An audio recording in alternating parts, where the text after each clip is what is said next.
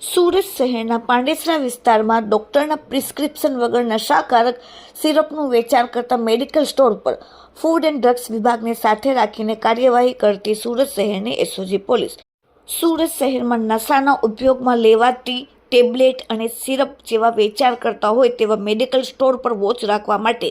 એસઓજીની અલગ અલગ ટીમો બનાવવામાં આવેલ હતી, જેમાં અંગત બાતમીના આધારે Anshika medical and general store plot number 23 Gitanagar 1 તેરેનામ રોડ બમરોલી રોડ પાંડેસરા સુરત ખાતે ડ્રગ્સ ઇન્સ્પેક્ટરને સાથે રાખીને મેડિકલ સ્ટોર ઉપર ટ્રેપ ગોઠવીને ડમી ગ્રાહક મોકલીને સંચાલક અભિષેક આલોક શાહ ઉંમર 26 ધંધો મેડિકલ દુકાનનો રહેવાસી તુલસીધામ સોસાયટી કીર્તિનગરની બાજુમાં મિલન પોઈન્ટ પાંડેસરા વાળાને કોઈપણ જાતના ડોક્ટરના પ્રિસ્ક્રિપ્શન વગર નશાયુક્ત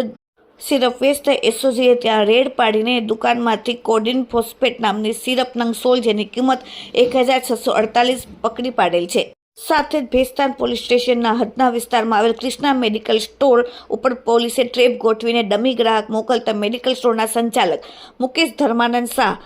કોઈપણ જાતના ડોક્ટરના પ્રિસ્ક્રિપ્શન વગર નશાયુક્ત દવાનું વેચાણ કરતા મેડિકલ સ્ટોર પર રેડ પાડીને નશો કરવા માટે ઉપયોગમાં લેવાતી કોડિન ફોસ્ફેટ સિરપ નંગ 2